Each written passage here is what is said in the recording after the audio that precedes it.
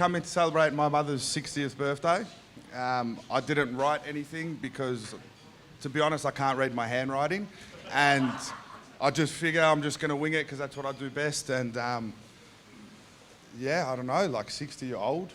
And we're having a nice moment today, and we're watching the PowerPoint together. It's like a little cute mother-son moment. And my mum showed me things throughout her life, you know, like all these photos I hadn't seen. And then she goes, there's that photo, and she's like, I was 16 in that photo. And it was meant to be like a cute moment, and all that went through my head was, fuck, it's still in black and white. Like, the photo was not even in colour, you know what I mean? But no, what he said was, I can't believe they had cameras when you were 16 months. That's true. And but everyone looks amazing. I'm glad everyone dressed up. John, 100% best dressed. If I was drinking, you would be half a chance. You look stunning. And microphone closer to your mouth. But no, really, I'm glad that we're all here to celebrate my mother's 60th. Like, my mum, as our family, has been like the rock of our family. And we have like a chaotic family, to say the least, between myself and my brother. I think we've put my mum through the ringer. And but my mum's always been the rock of the family.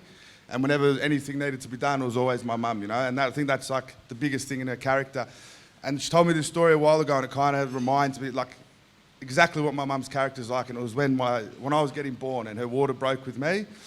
And they were at Palmerston Street, and my mum got out of the bath, and my old man started freaking out. And my mum told him to shut up, get some towels, told my dearly beloved grandma to put the kettle on because she wanted to have a cigarette and a smoke before she went to the hospital to give birth to me. There was time. And I think that describes my mum in a nutshell, you know what I mean? When things gets hectic and everything goes crazy, my mum's always the cool, calm and collected one that puts everyone together. And that's why I'm glad everyone can be here tonight to celebrate her birthday with her. And if it wasn't for you, I don't think I would be here. And I love you very much. You might be in jail, but you'd be here. Definitely be in jail. But yeah, no, I love you very much and everything you do for me, and I'll always be by your side. And like, I know you'll be by my side. And yeah, and just I just want to make a quick mention. There's like a lot of people that can't be here, like my father, my grandmother, my nonna, a few of my mates like Sammy, Joe, Bibsy, Dame. And I know they're all looking down, and they'd be proud to stand here next to you too. So I love you, and I hope you have a happy birthday. Oh, you got a cup of cake. Now tell the story about when I threw the shoe at you. Oh, she's a psycho. So I got one of my best mates here from kindergarten, Patrick, that's you. So I've known Pat 26 years, and my mother is the first woman to hit Pat as well, which describes how crazy my mum is. Anna. I won't tell the shoe out. So my mum used to hit us with wooden spoons. So when I was a kid, I used to freak out because she'd be driving, no shit, me and my brother in the back, and she'd just whack, like bang on the head, snap the spoon, still driving. So I used to freak out. UFC in the back seat before it was even invented. So I would freak out. So at night, as a scared little child, I'd creep downstairs. And I'd get the wooden spoons and I'd go and dig them in holes in the backyard. Little did I know, little Miss Psycho over here went and bought a massive box and hid them in the closet, so she was stocked up forever. So I'm always trying to get the wooden spoons, and she's got like 45 upstairs. And then one other time, I ended on this, she threw a stiletto at my head. And she threw it so hard, it pinned into the plaster and stuck into the plaster. And despite all of that, I still love her dearly. And even if you threw a stiletto at me tomorrow, I'll still be by your side, and I love you. I love you too. Happy birthday to you. Happy birthday to you. Happy birthday, dear Keran. Happy birthday. Hip hip. Hip hip. Hip hip.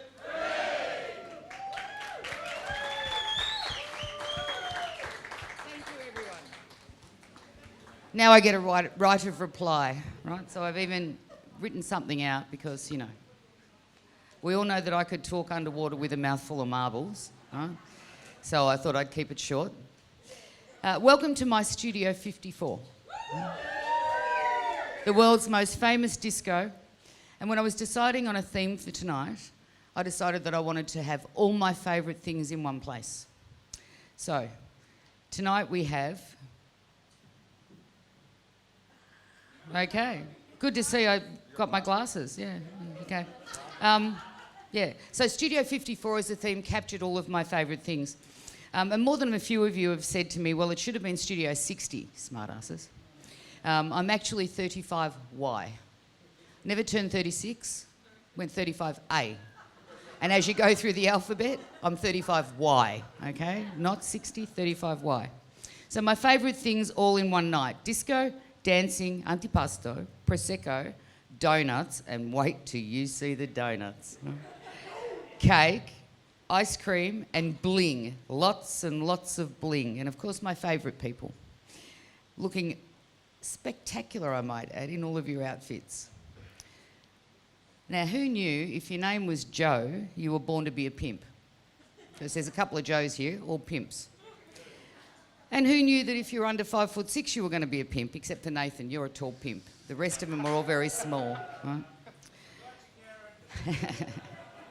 I can see there are a few go-go girls just waiting to bust a move on the podiums. Can't wait to see that. And I've never seen so many good-looking John Travoltas in one place. Seriously. Yep, as Alan throws his arm in the air. And John, seriously, you are the Priscilla that Hugo Weaving and Guy Pearce wanted to be.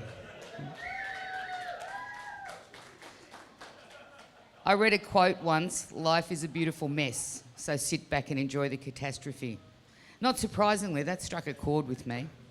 And each of every one of you are a part of the kaleidoscope that is my beautiful mess. I have the tear ducts of a 1-year-old, so I'm standing here with tissues because I'm gonna cry, all right? I've been blessed in my beautiful mess with much love, laughter and fun. Blessed with my family, and despite what my sons have told every one of you, I'm sure, I am not the daughter of Satan. And my father is right there to prove it, right? I was blessed with parents that were wonderful and gave me the freedom to be the independent and crazy person that I was obviously going to grow up to be. I've been blessed with 2 wonderful sons who never cease to surprise me, and I have a unique relationship with them. In fact, testament to the relationship I have with the boys are things we've done together over the years. You're shitting yourself now, aren't you? And gifts that they've given me, right? Started off with the usual mother-type gifts. Candles, massages, facials. Moved into things like riding every ride at the Melbourne show together repeatedly, including being banned from the bumper cars. Jet skiing, whitewater rafting, parasailing, then to dance driving, 4-wheel driving courses, boxing, flying trapeze, parachuting and parasailing, a handgun club membership and a handgun safe. And yes, I do have a handgun licence. And most recently, Krav Maga lessons, which is Israeli Fighting Forces, and I'm starting them next month. Now, looking at a list like that, I realised today that actually they've been trying to fucking kill me for 60 years. Right? In fact, Bozo here was my personal trainer for a while, right?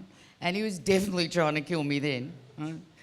But both of my boys have loving, kind hearts and beautiful souls, though they do their best to hide those facts from most of us most of the time. But they've made me a much, much better person for being their mother.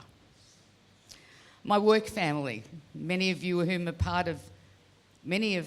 been part of that family for close to or over 20 years, who's for all those years made me look good. Right? Sometimes they did that and sometimes nothing could help.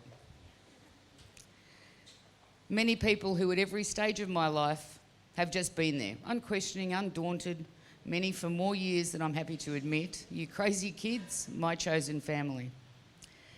Now, nights like this take some organising and people deserve my thanks. Denise, my PA, which she will tell you stands for persecuted assistant, right? I'll tell you it stands for pain in the ass. She's definitely more right than I am. Nader, mate, you just worked your butt off, were you? Nigger that you are. You know, someone suggested they were going to come in afro and do blackface. You didn't need to do that. Classic.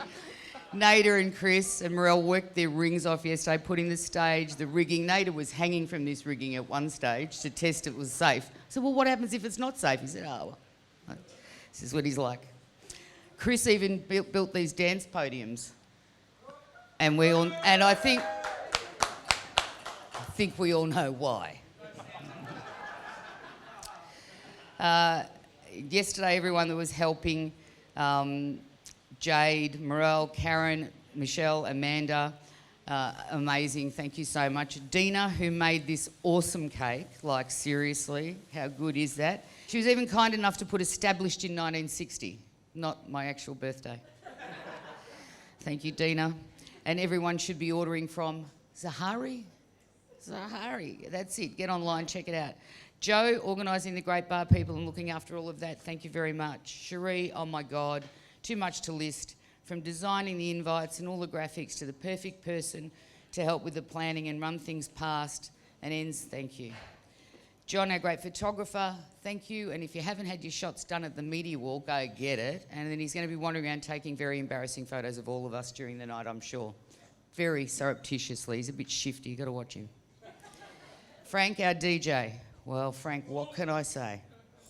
Mate, you weren't even born, right, when all of tonight's music was being played in discos. You rock, seriously. When I asked him to do it, he said no problems, without a hesitation. And then 2 weeks later, he said, I'm shitting myself. Right? Then he rang me, he texted me and said, this bloody music's so hard to mix. I said, man, talk between the tracks. That's what I used to do. Don't worry about it. But you've done an awesome job, and he's going to hit it really hard when I finally stop talking. Thank you, Frank. And Frank's family, Joe, Tina, Cassandra, Adriana, thank you. They have supplied the ice cream that you're all going to be having for desserts, which will come out shortly. And it is awesome. So you all need to get down to Dairy Bell in Bundoora. Bit of a plug. Get into that. Garth, the event coordinator who has coordinated all of my functions for nearly 25 years, and he calls himself my brother from another mother. I was determined that I wouldn't use Garth for this and that he would actually be a guest, and the prick hasn't turned up. But I'll sort that out when I see him. He's on his way, he's going to come. But we actually did it all ourselves, and I was really happy that Garth would be a guest. Many people here tonight have come into my life through Chris, and for that, he and I are truly blessed. Those that travel from interstate, Jess, Belinda and Paul, Alan, Nathan and Morel, thank you so much. Morel, I told you to run for the hills. Like usual, you didn't listen. Right? Thank you for your patience, understanding, love and support. Many here will tell you you're crazy, right? They'll all fucking turn around and tell you right now. And you are, and I love you for that. There's another quote I love: find what you love and let it kill you. I'm surrounded by the things and the people that I love. Now, I'm sure you'll agree that's enough from me, except to say that most of you who know me well know that I've always wanted to do two things. I want to go on the block. Seriously? Kill to go on the block, right? Can you imagine that series? Just think about it for a minute. Tradies would be in tears. Scotty Cam would leave the show. Right? And I've always wanted to go on Dancing with the Stars. Small problem with that, not a star, right? So that was never going to fucking happen.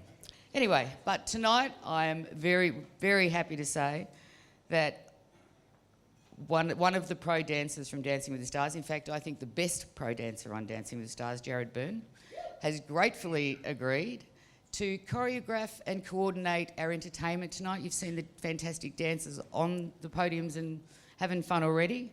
They're going to do a bit of entertainment for us. So without much more talking from me, thank you all for being here. I can't thank you enough, and let's just rock on and have an awesome Studio 54 party. Thank you, everybody.